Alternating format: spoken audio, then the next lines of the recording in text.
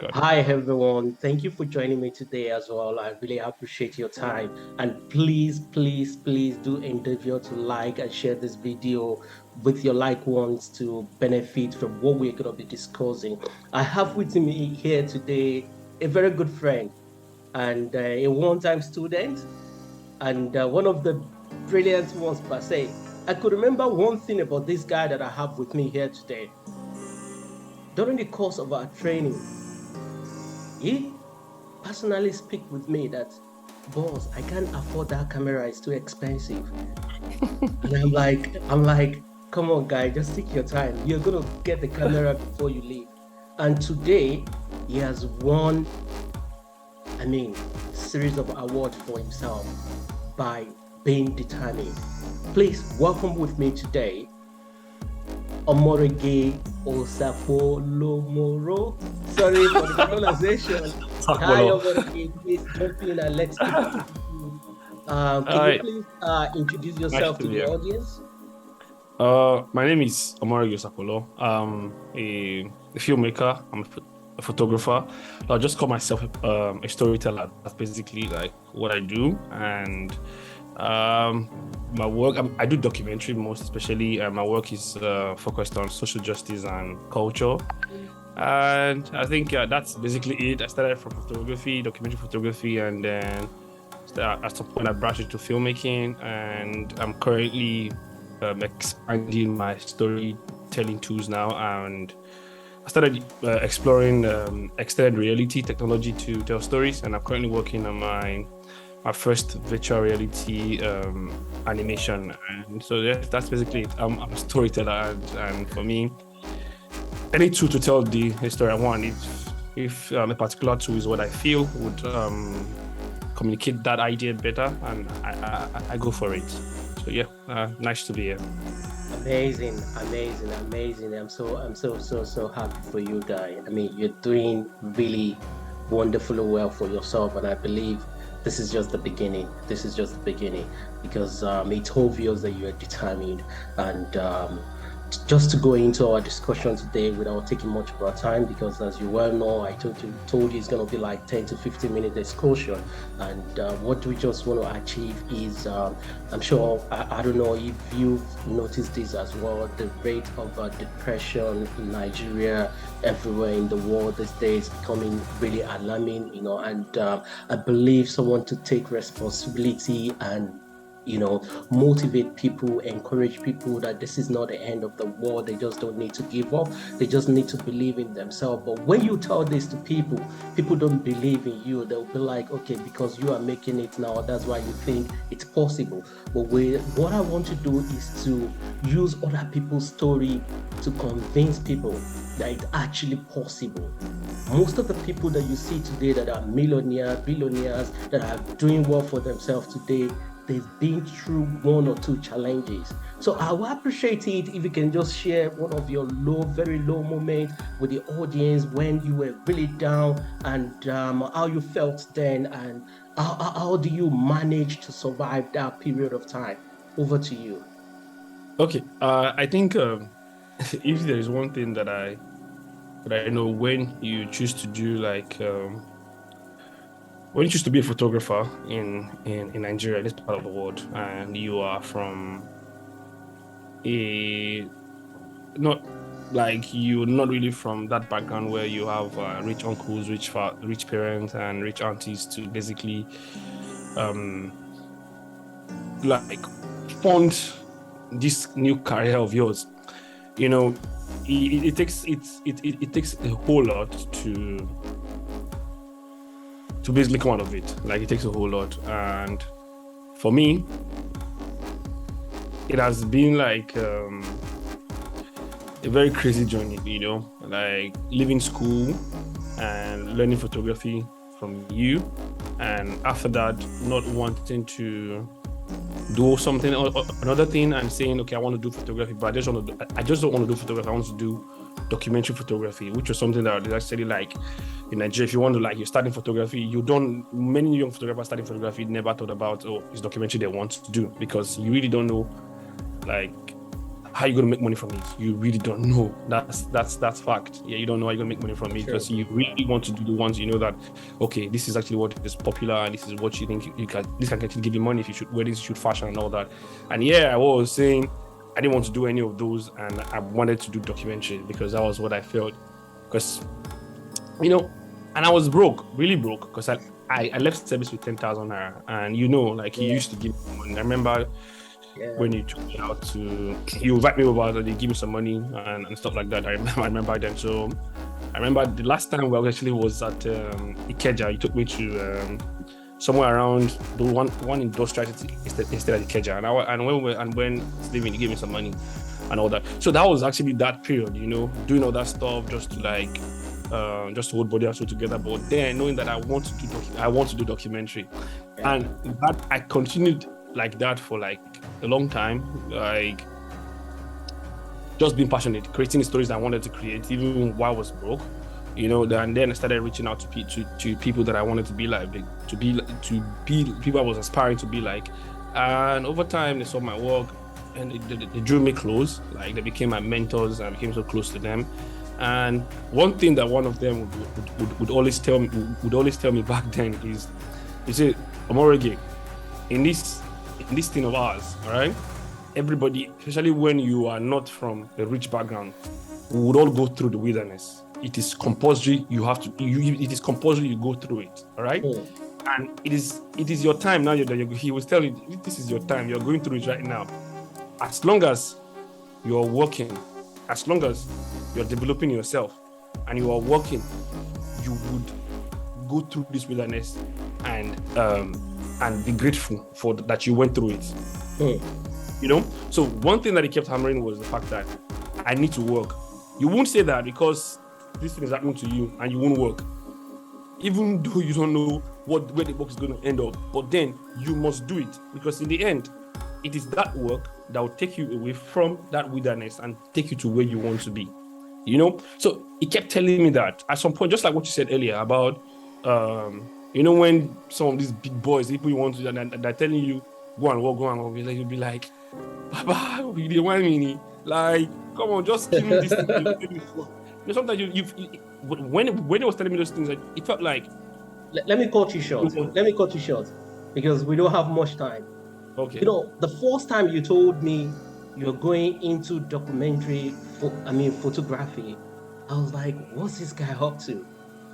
I was thinking in my mind, I feel the way you were talking to me that day that you are going to do this thing, but something else is telling me this guy is gonna go crazy before he get it right. I have this mixed feeling on that day. I'm just telling you this today. I have a mixed feeling because I know what it takes for me to even become a wedding photographer or model photographer. I know what I went through before I was able to be where I was in Nigeria then. Now someone wants to move from just normal photography to documentary, whereby how many people pay attention to documentaries in Nigeria? It's just like, I was just thinking in my mind, but I saw it in your eyes that this guy has made up his mind. So you can continue. I just need to make mention of that.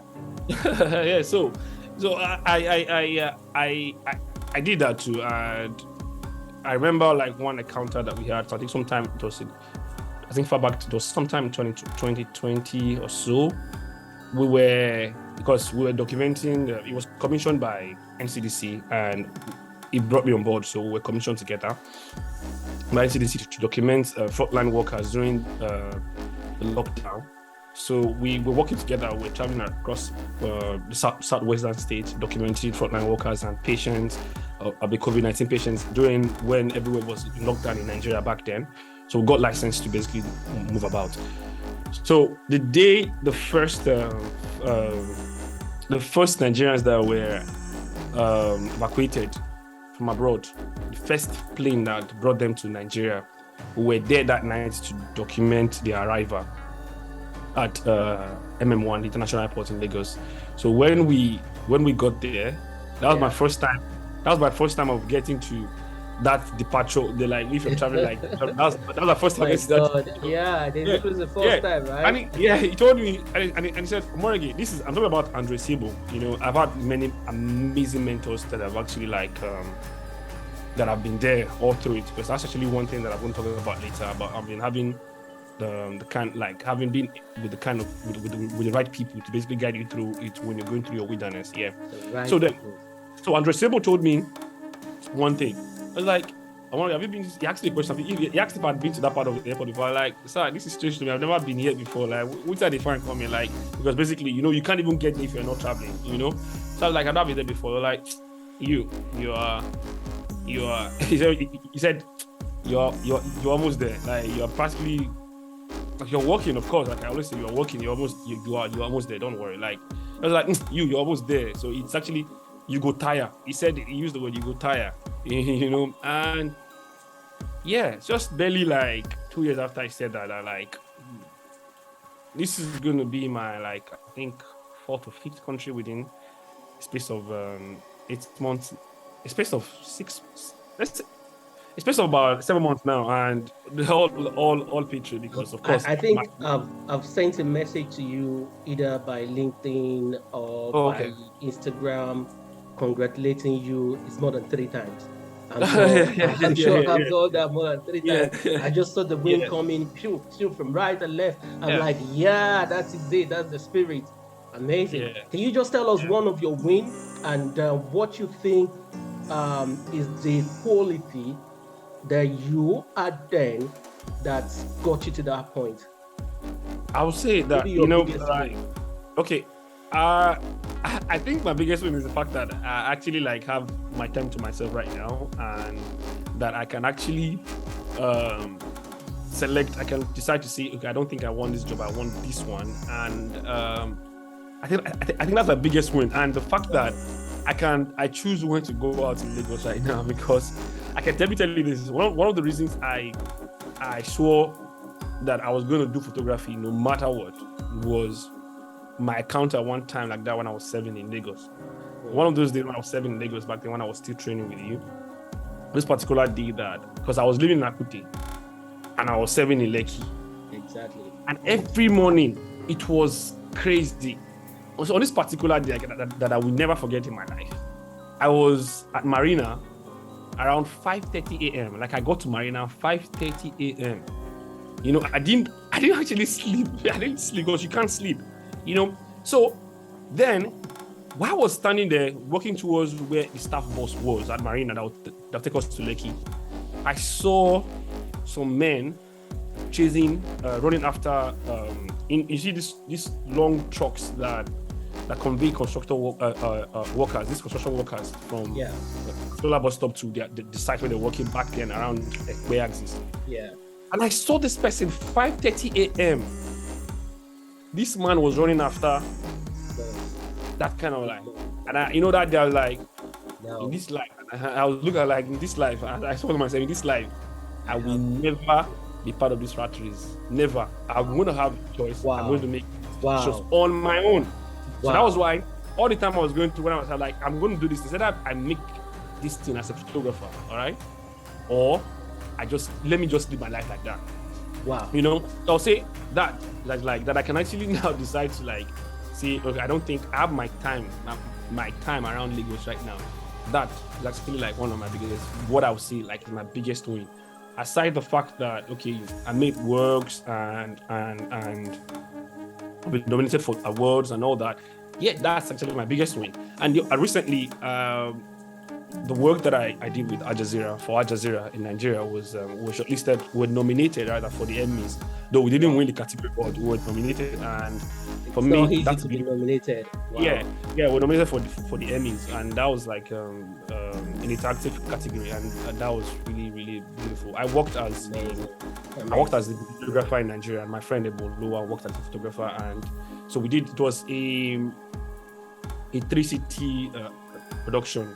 We had a crew in New York, another crew in Mumbai, and a crew in Lagos. So remember that.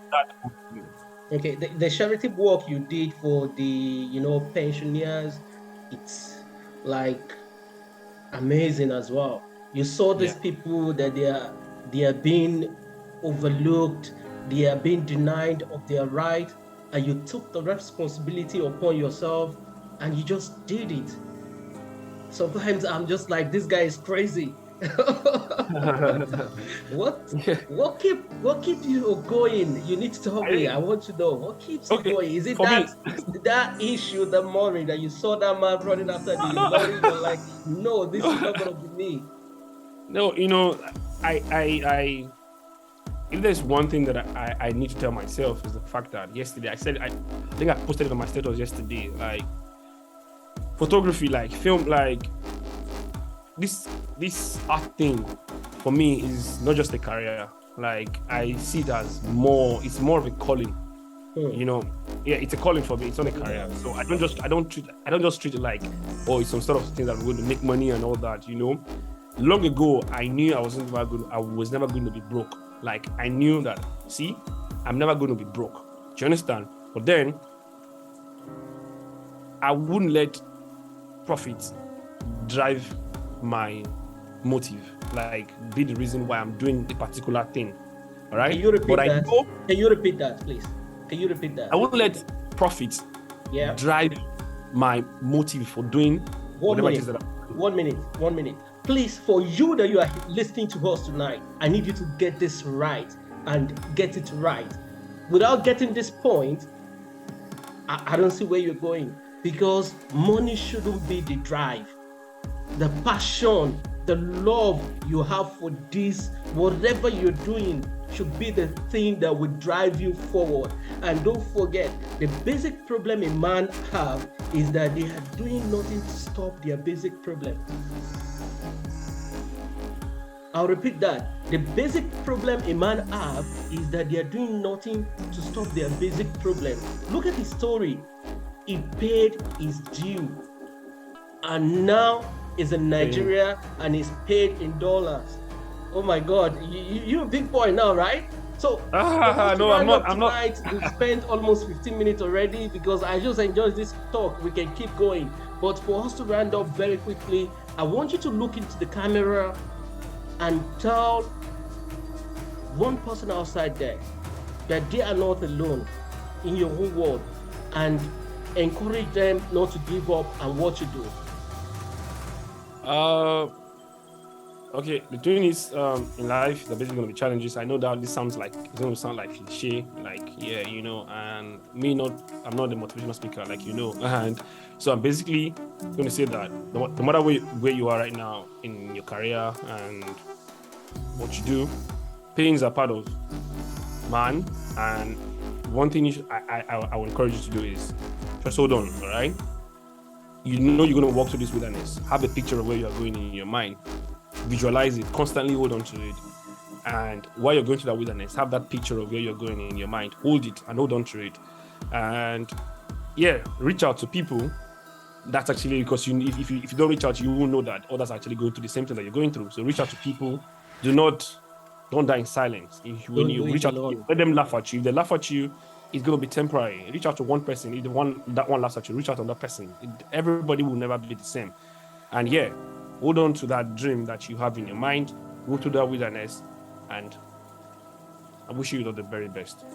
Thank you so much. I really appreciate your time. This is amazing and insightful. And thank you, everyone that is watching us tonight.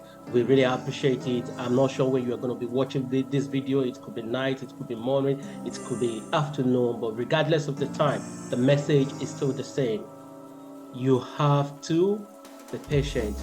You have to be focused. You have to be disciplined. You have to believe in yourself. And as Omoregie rightly said, you have to visualize where you want to be in the future.